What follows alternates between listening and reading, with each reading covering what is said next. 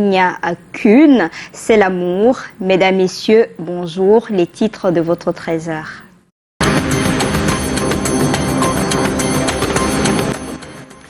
Des mots doux, des cadeaux, des roses rouges, autant de preuves d'amour en ce vendredi 14 février, jour de la célébration de la Saint-Valentin. Certains couples en profitent pour renouveler l'emblème de leur passion et pour d'autres, c'est tout simplement un non-événement. Quelques clichés dans ce journal.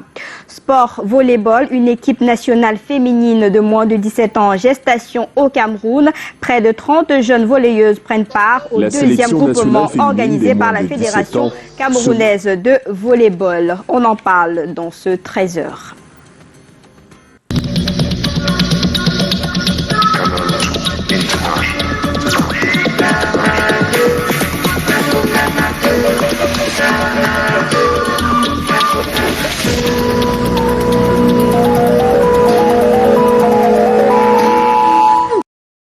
Nous sommes vendredi 14 février. On célèbre l'amour. C'est un jour particulier pour ceux qu'on aime, entre fleurs, balades, dîner aux chandelles, soirées arrosées d'amour. À chacun sa façon de célébrer cette Saint-Valentin. Un 14 février sans cadeau, est-il possible?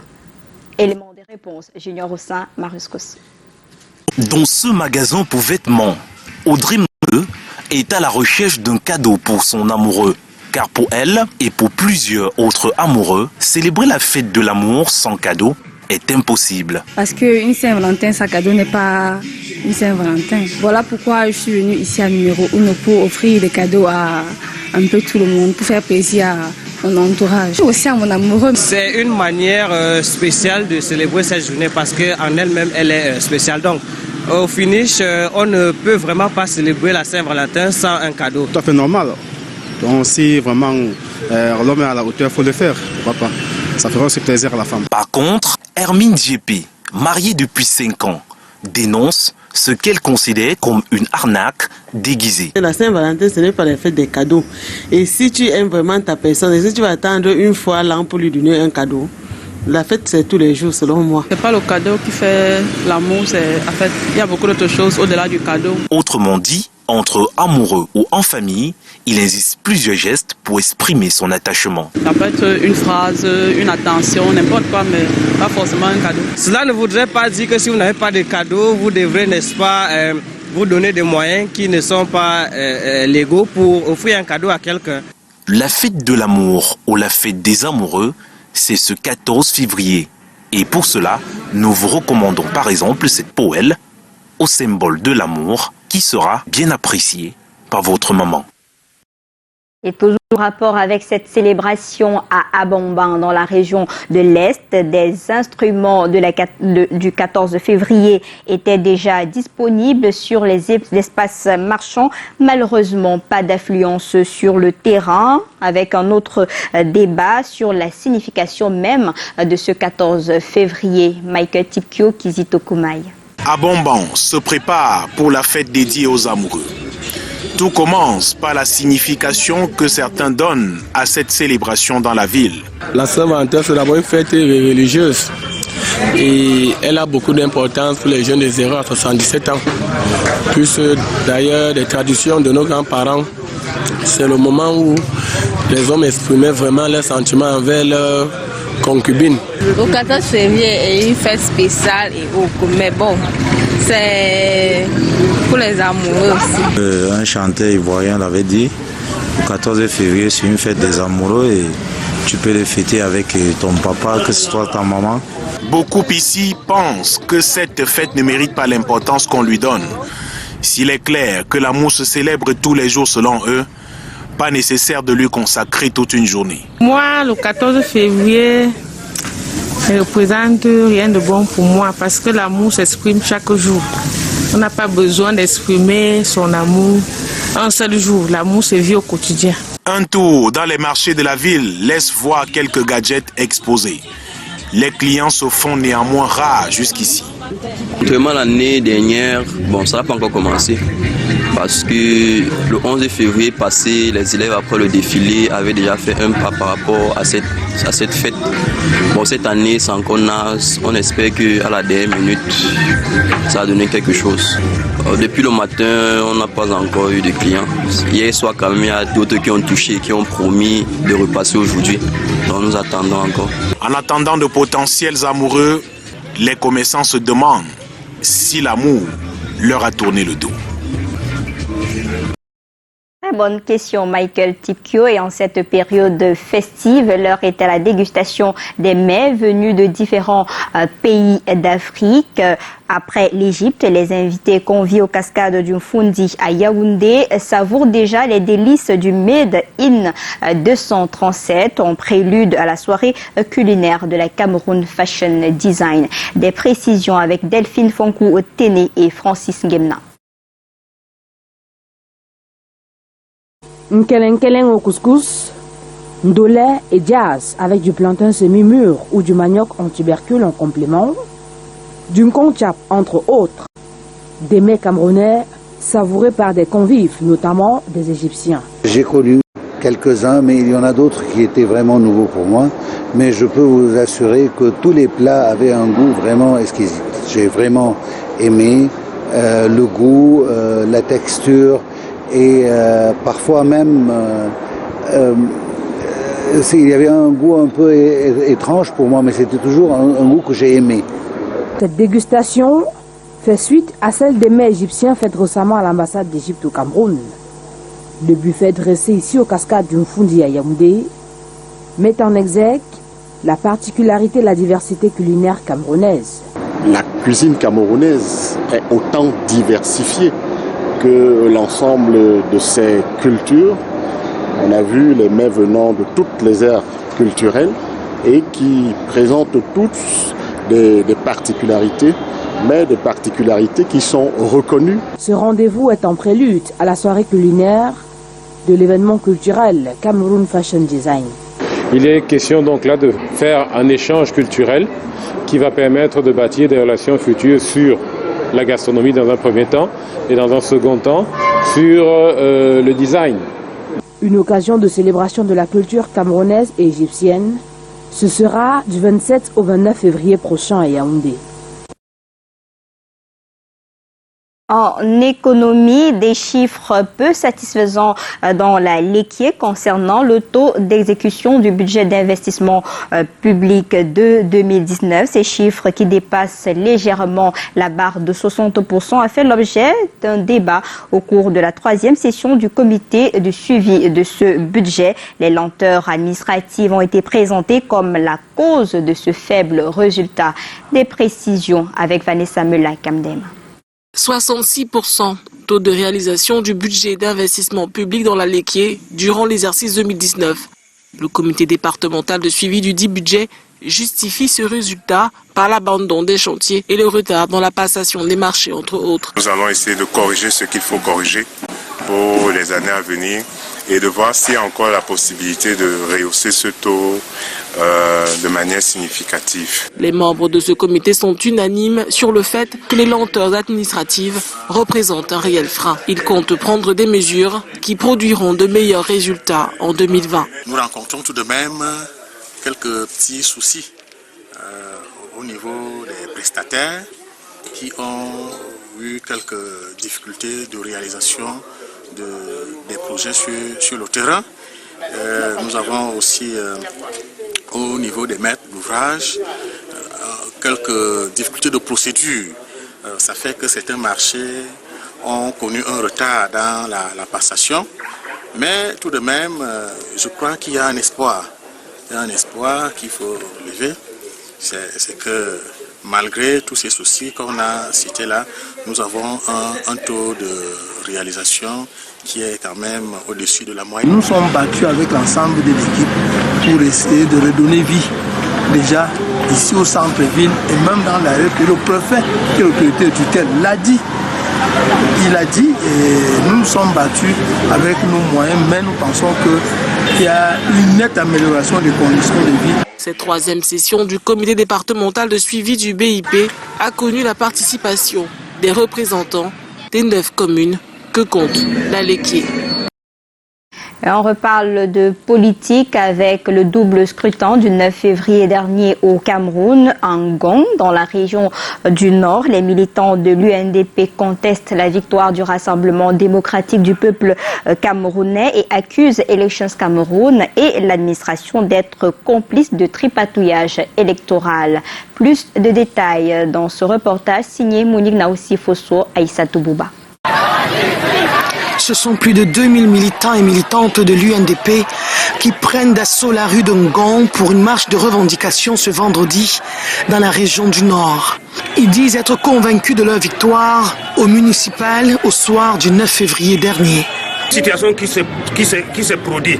Donc nous on dit ces élections-là, il y a eu trop de fraude. Et puis encore, le chef antenne et le camp, c'est lui qui est organisateur de toutes ces histoires-là. Parce que c'est lui seul qui a organisé tout ce que... En mettant en accusation l'administration camerounaise, elle y voit également la contribution de l'antenne communale d'Elecam de Ngong qui tente de leur attribuer la défaite face au RDPC. Est dû à la victoire de la liste de l'UNDP en ce qui concerne les municipales. Donc nous avons remporté avec 52,7% et voilà pourquoi toute la population est sortie ce jour. Il y a une possibilité de voie de recours au tribunal. Cependant, ils disent ne pas accorder une confiance au contentieux. Il y a eu des choses qui sont passées. Il est inadmissible que le jour du vote, un apron se permet de venir avec tout son entourage pour venir s'installer à l'école primaire, influencer le vote. À l'instant, là c'est même pas fini.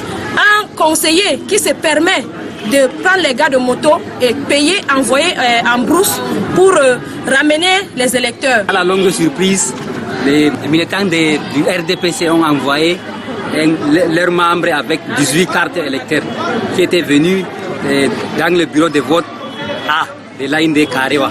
C'était devant le bureau de vote, il était en train de partager ces cartes électeurs. Là où que je suis venu, je l'ai interpellé, je lui ai demandé il est qui. Il me dit que lui, on lui a envoyé pour qu'il vienne partager ses cartes électeurs. L'implication des autorités administratives de la région du Nord a calmé les ardeurs de ces populations en furie, mais pour combien de temps? Qu'on nous remette tranquillement nos élections. Nous n'avons pas besoin que ce qui se passe à Kolfata ou à Bamenda revienne ici. J'étais très loin à Tambadjam, à plus de 70 km. 6 mois, à plus de 70 km, j'ai pu ramener les procès-verbaux à Elekam avant 1h du matin. Ce n'est pas les procès-verbaux de Ngong Centre à quelques mètres qu'on ne pourra pas ramener avant 23h. Ça veut dire qu'ils ont tramé des choses. Selon certaines informations dignes de foi, il y a 4 procès-verbaux portés disparus. Les résultats provisoires donnent le RDPC 7368 voix contre 7002 voix à l'UNDP, selon l'antenne communale et les CAM de Ngong. Une différence de 366 voix en faveur du RDPC. Le dénouement de cette affaire est attendu dans cette ville grenier des céréales de la sous-région Afrique centrale. Et on va suivre certainement cette actualité dans le Nord Cameroun. Le temps pour nous de parler santé. 3 bébés issus de la fécondation in vitro sont nés hier à Yaoundé au centre hospitalier de recherche et d'application en chirurgie endoscopique et reproduction humaine. Une bonne nouvelle pour ces familles qui avaient déjà perdu espoir. Karel Mezatiachoya.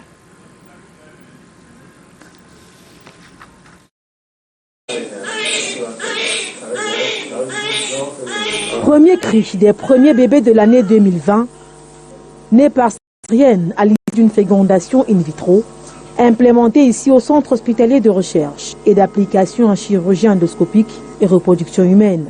2 garçons et une fille, tous bien portants. Les mamans, âgées de 33, 47 et 58 ans aussi. Ces bouts de chou ont la particularité d'être venus au monde ce 13 février, jour anniversaire du président de la République. Tout le personnel est content, très heureux, n'est-ce pas, de démarrer comme ça avec ces 3 bébés pour l'année 2020. Et nous espérons continuer dans la même lancée qu'en 2019. Pour être à la hauteur, le top management entend prendre des dispositions pour augmenter la capacité d'accueil de cette structure hospitalière offerte aux Camerounais par le couple présidentiel afin de servir le maximum de femmes. Sa naissance arrive au moment où se prépare une formation diplômante ici. Le ministre d'État, ministre de l'Enseignement supérieur, a signé les accords irrélatifs l'année dernière. Ça va démarrer assez rapidement. Nous allons changer, n'est-ce pas, de façon de faire pour leur donner plus de compétences que de savoir savant. Et maintenant, les diplômes seront délivrés par accréditation en fonction des compétences, n'est-ce pas, que les uns et les autres pourront montrer. Donc nous démarrons cette année et on ne devrait pas avoir plus de 20 candidats par promotion. Nous allons avoir certains pays africains, y compris même asiatiques, qui auraient pu être avec nous, mais avec le coronavirus, ils ne pourront plus être là. Il y avait 3 candidats venant de Shanghai. En attendant le démarrage effectif, un grand rendez-vous scientifique du donner et du recevoir est prévu ici, du 24 février au 6 mars prochain à Yaoundé.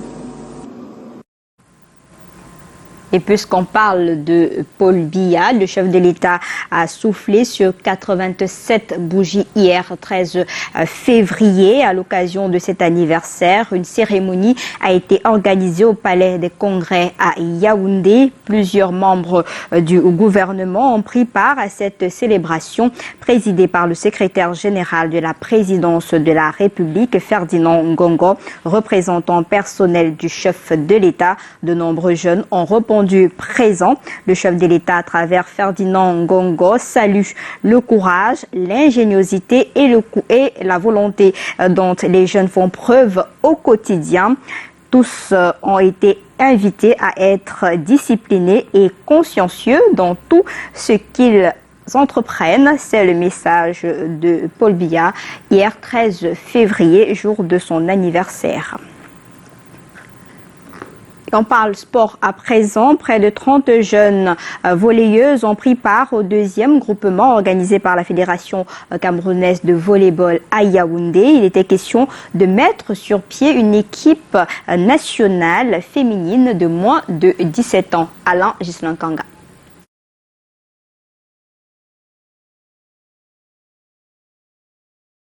La sélection nationale féminine des moins de 17 ans se met progressivement en place. Une trentaine de joueuses issues des centres de formation ont achevé jeudi dernier la deuxième phase de regroupement qui a eu lieu dans les villes de Yaoundé et Baganté. Un stage riche d'enseignements. Ça a changé au niveau d'abord de la coopération sur le terrain. On a beaucoup progressé, on a changé, nos techniques ont progressé. D'habitude, dans nos endroits de formation, on a beaucoup plus travaillé et je pense bien qu'on a progressé à la défense, à la passe, déplacement, placement sur le terrain par rapport au premier regroupement.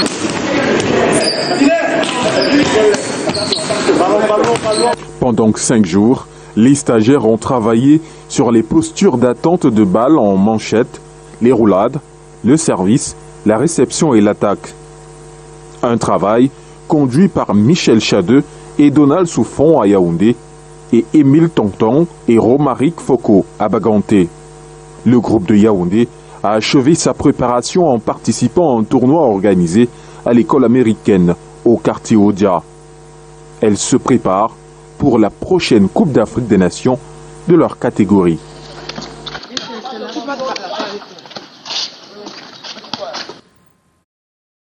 Et c'est la fin de ce 13h. Le 13h vous offre cette rose rouge à l'occasion de cette journée consacrée aux amoureux, la Saint-Valentin. J'aurai le plaisir d'être des vôtres la semaine prochaine pour d'autres éditions d'informations sur Canal 2 International. Bon week-end à tous.